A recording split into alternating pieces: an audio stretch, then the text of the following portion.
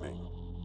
I grew up in a small town, one of those places where everyone knows each other and the streets are lined with memories. But there was one spot that locals avoided, the old, abandoned amusement park at the edge of town. Rumor had it that the park was haunted, a place where the echoes of laughter had long since faded into silence.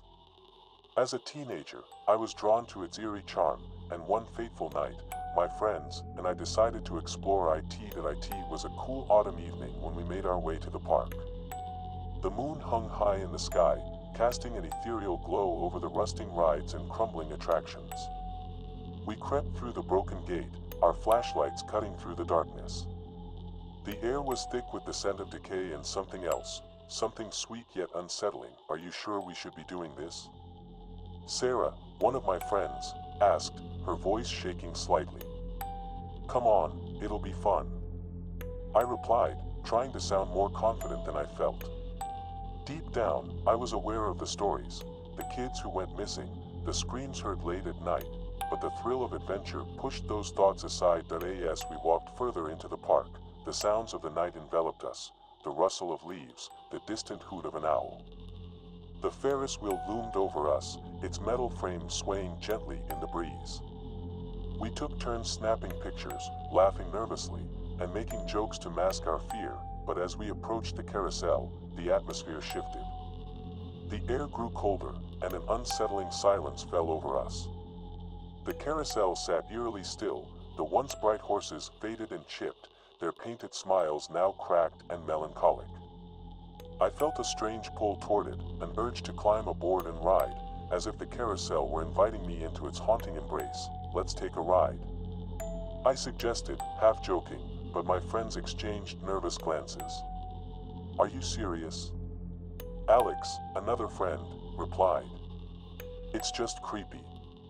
But I stepped forward, drawn to the carousel as if it had a life of its own. With a shaky breath, I climbed onto one of the horses. The others hesitated but eventually followed, laughter filling the air again, though it felt forced this time. As we settled into place, I heard a distant whisper, a child's laughter echoing through the air. It sent a chill down my spine, but I brushed it off. It was just the wind, I thought. But then the carousel started to move. Slowly at first, then gaining speed. "Whoa, this is weird," Sarah shouted, gripping the horse tightly. The ride spun faster, the world around us blurring into a whirlwind of colors. The laughter grew louder, now mingling with whispers that seemed to come from nowhere. "Stay with us," they echoed, a chorus of voices surrounding us. Panic rose in my chest. I grabbed the pole of the horse, trying to hold on as the carousel whirled faster. "Stop the ride," I yelled, but my voice was drowned out by the chaos. Suddenly, the carousel lurched to a halt. We were thrown off balance, and I stumbled forward, nearly falling. When I regained my footing, I noticed something horrifying. The park was no longer empty. Shadowy figures began to materialize around us, children with hollow eyes and sorrowful faces, standing just beyond the edge of the light. "Join us," one of them cried, their voice a haunting melody. "We want to play." My heart raced. "This isn't funny," I shouted, backing away. The others were frozen in shock, eyes wide with terror. "Let's go now," Alex finally shouted, and we bolted off the carousel, scrambling toward the exit. But the shadows moved with us, closing in, their laughter echoing around us like a twisted symphony. We raced through the park, our flashlights flickering as we dodged the rides and attractions, the laughter growing louder, almost mocking. I could feel the weight of the shadows pressing down, as if they were reaching for us, trying to drag us back. We finally burst through the gate and into the open air, gasping for breath. We didn't stop running until we reached the safety of the streetlights that lined the road. When we finally halted, panting and terrified, we turned back to look at the park. It stood still, an ominous silhouette against the night sky. But the laughter faded, replaced by a heavy silence. We had escaped, or so we thought. Over the next few days, things took a turn for the bizarre. I began to hear whispers in my sleep, echoes of laughter that felt both familiar and haunting. I'd wake up in a cold sweat, heart racing, and my friends would mention similar experiences, strange shadows darting past the corners of their eyes, laughter echoing when no one else was around. One night, unable to shake the feeling that we hadn't truly escaped, I returned to the park alone. Armed with a flashlight and my phone for recording, I stepped back through the broken gate. The air was thick with tension, and every sound echoed ominously. I could feel the eyes of the park on me, watching from the shadows that I approached the carousel again, heart pounding. This time, I was determined to confront whatever lay within its twisted history. I stepped onto the platform, and as if on cue, the ride began to turn slowly. I could feel the whispers growing louder, the childlike laughter wrapping around me like a shroud. Why won't you play? A voice chimed from the darkness. I felt a chill run through me. We need a friend. Leave me alone. I shouted, my voice trembling as I fought against the growing sense of dread. But the laughter only grew, filling my ears until I couldn't think. Shadows began to swirl around me, and I felt hands reaching out, trying to pull me into their world. In that moment of sheer terror, I understood. The carnival was not just a place of ghosts, it was a trap, a place where lost souls sought to ensnare others to join them in their eternal play. Summoning every ounce of strength, I sprinted off the carousel, racing toward the exit. I could hear the children's laughter chasing after me, a haunting reminder of what lay behind. As I reached the gate, I glanced back one last time. The figures stood at the edge of the light, their faces twisted in a mix of sorrow and longing that I didn't look back again. As I dashed into the night, the laughter fading into the distance. I stumbled home, heart racing, unable to shake the feeling that I was still being watched. That night, I locked every door and turned off all the lights. But the whispers followed me into my dreams, echoing through the silence. The shadows of the carnival lingered in my mind, a chilling reminder of the darkness that lurked just beyond the veil of reality. That I never returned to that park, and I don't think I ever will. But the laughter haunts me still, a lingering melody that reminds me that some places should be left untouched, where the past and the present intertwine in a dance of terror and despair.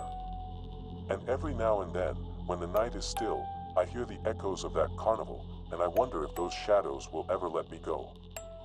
The place. I was always drawn to the thrill of the unknown. As a child, I spent countless summer nights exploring the woods behind my house, seeking adventure in the creaking branches and rustling leaves. So when I heard about the abandoned carnival on the outskirts of town, my curiosity got the better of me. I couldn't resist the pull of its eerie allure. It was a Friday evening when I decided to venture out. I grabbed my flashlight, a camera, and a backpack filled with snacks, determined to document my exploration. I'd heard the stories. Locals whispered about strange occurrences and ghostly sightings. Some said it had been abandoned for decades after a tragic accident claimed the lives of several children during a ride malfunction. Others claimed it was haunted by the spirits of those lost that fateful day. As I approached the entrance, I felt a chill run down my spine. The rusted gates were half open, as if inviting me in. I pushed them aside and stepped onto the cracked pavement. The carnival had once been vibrant and full of life, but now it lay in ruins. The Ferris wheel towered above me, its colorful paint peeling, while the carousel sat motionless, its once lively horses now faded and covered in dust. As I walked deeper into the carnival, the sound of my footsteps echoing in the silence. A sense of foreboding hung in the air, but my excitement overpowered my fear. I took pictures of the decaying rides and the overgrown concession stands, each snapshot capturing the haunting beauty of this forgotten place. As I wandered further, I stumbled upon the funhouse.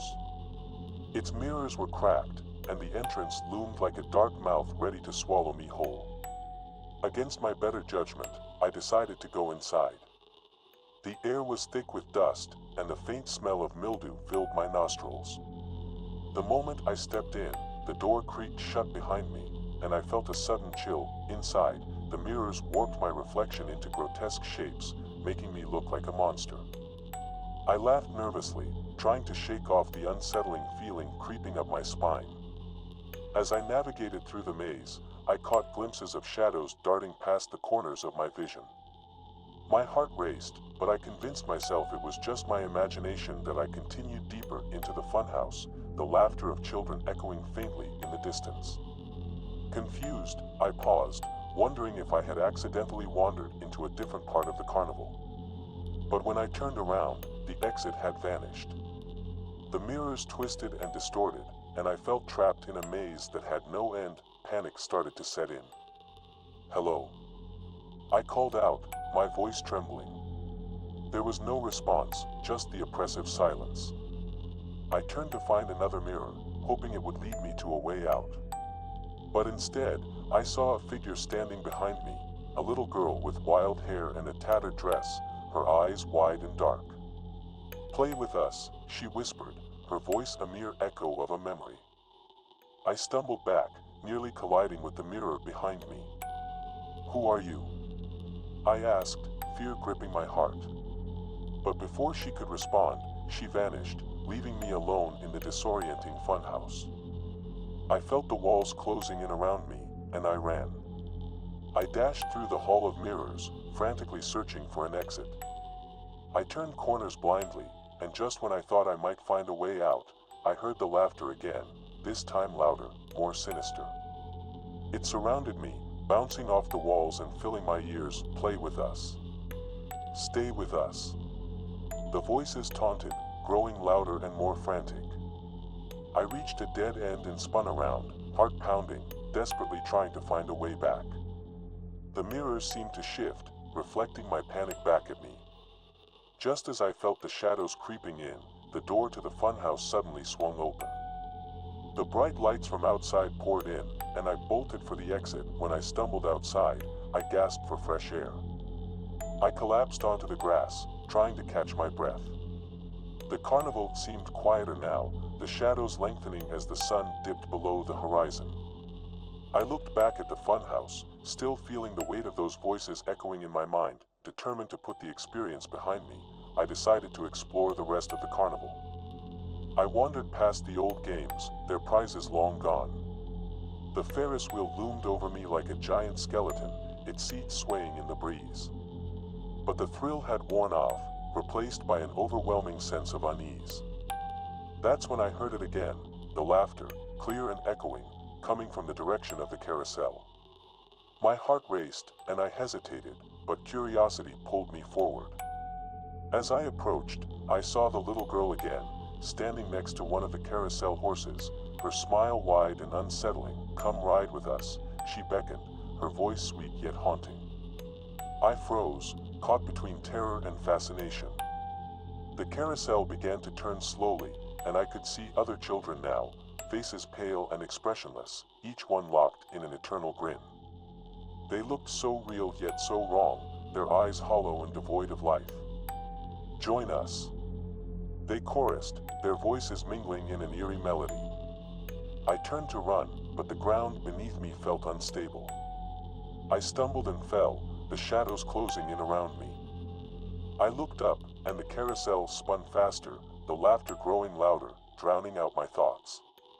"Play with us," they cried, their voices melding into a chaotic symphony of madness. I scrambled to my feet, my mind racing. I dashed back toward the entrance, my heart pounding in my chest. The shadows chased me, wrapping around my legs like tendrils, trying to pull me back into the darkness. I could still hear the laughter, echoing in my ears, urging me to stay. Finally, I burst through the gates, stumbling into the cool night air. I didn't stop to look back, I just ran. I dashed through the nearby woods, my breath ragged and lungs burning.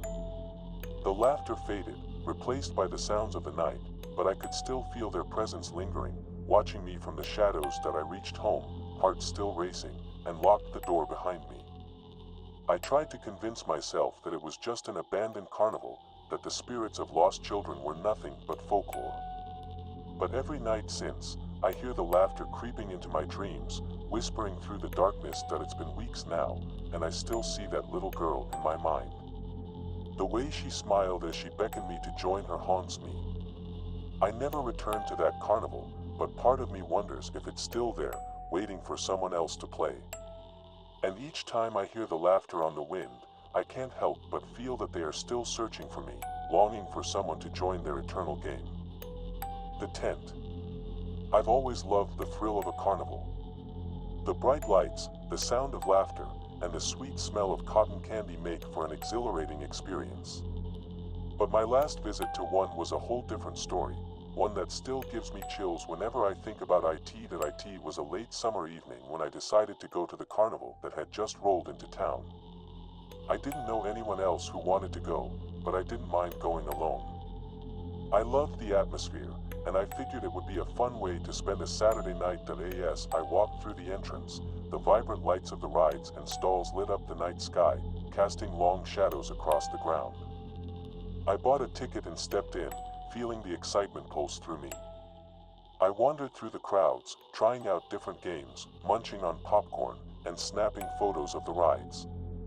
Everything felt alive and full of energy, but then I saw it, a small, run-down tent in the corner of the carnival grounds, almost hidden by the crowds.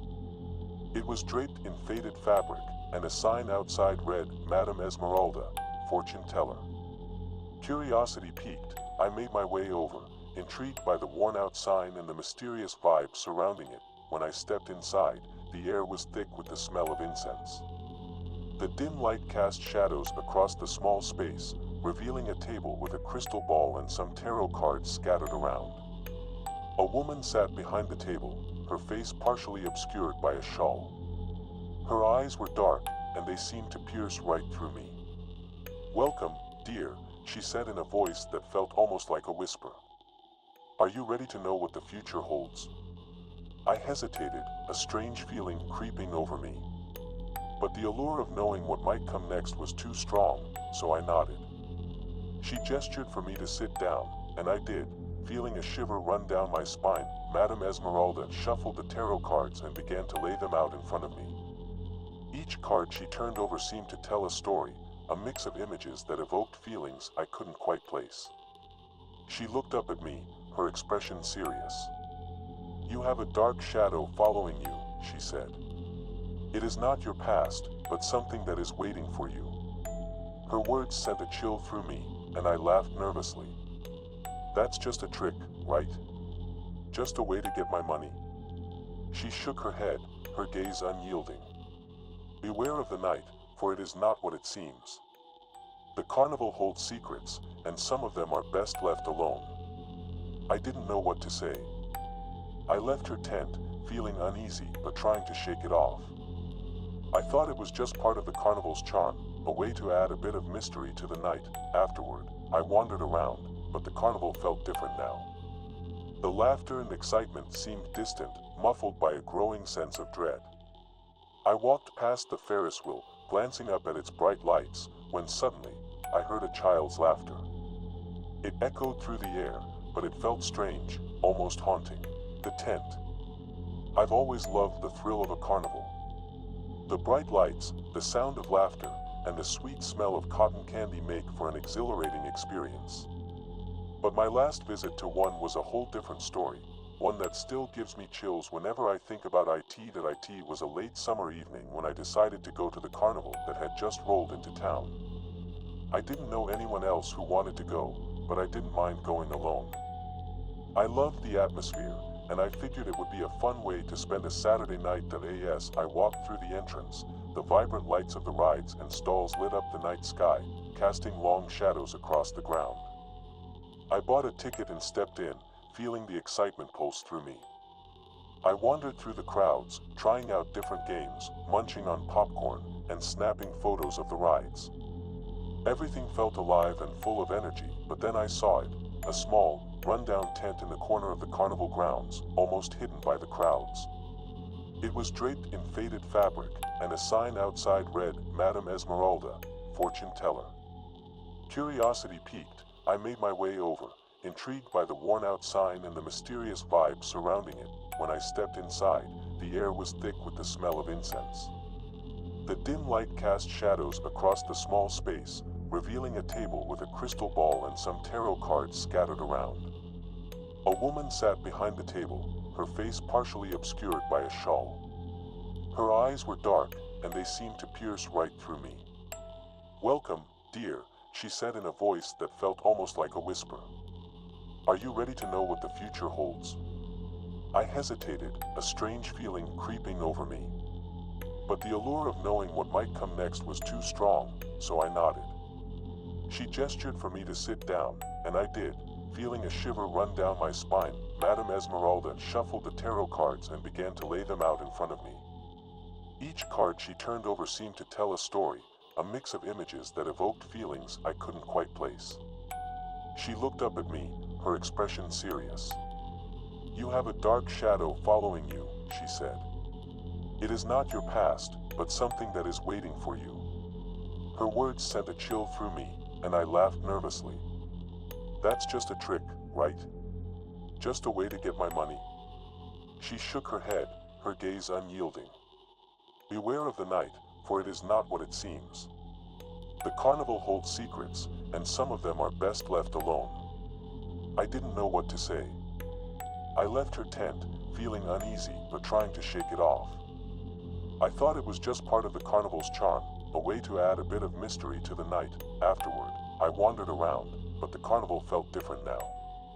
The laughter and excitement seemed distant, muffled by a growing sense of dread. I walked past the Ferris wheel, glancing up at its bright lights, when suddenly, I heard a child's laughter. It echoed through the air, but it felt strange, almost haunting.